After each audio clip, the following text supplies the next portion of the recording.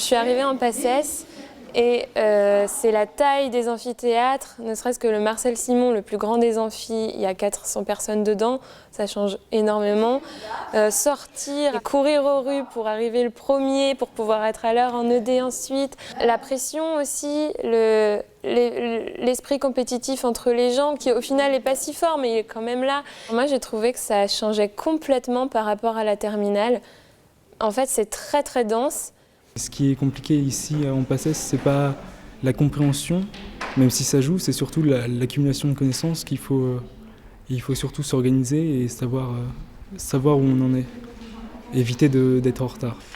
Si on sait qu'il y a un cours assez dense, au moins l'avoir lu pour la prochaine fois et pas être complètement perdu et ne pas laisser un cours se tasser dans son classeur, sinon on est perdu.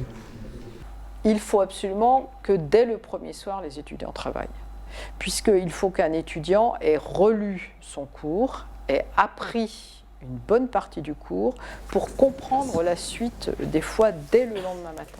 Il y a le tutorat de révision qui est en place. C'est vraiment un entraînement à proprement parler, c'est-à-dire des QCM comme l'épreuve qu'il y aura en concours, un soir par matière, avec un tuteur qui explique en corrigeant. Ceux qui sont reçus au concours nous disent travailler 10 heures par jour, c'est-à-dire les 4 heures de cours du matin et 6 heures de travail personnel l'après-midi. Avec de notre part une information sur le fait d'avoir une vie régulière, de manger régulièrement et de garder une activité sportive, histoire de se vider la tête. L'ambiance a été différente de celle du lycée forcément, et moi, je m'attendais à quelque chose de moins convivial, de plus ambiance personnelle concours, alors que dans les amphis, il y a les carrés qui mettent dans l'ambiance et ça allège des fois le cours. L'année de la PACES, c'est 2 concours.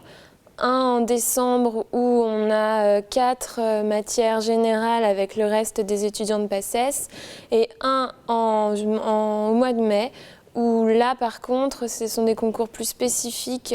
Le classement final à la fin de l'année prend en compte les 2 concours et toutes les matières. Le concours permet l'établissement de listes de reçus en médecine, en dentaire, en maïeutique et en pharmacie.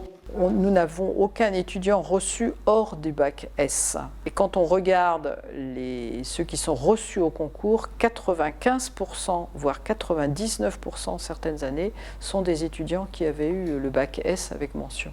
Donc après le concours, la 2e année, la 3e année surtout, après je sais pas encore, mais l'ambiance est beaucoup plus agréable.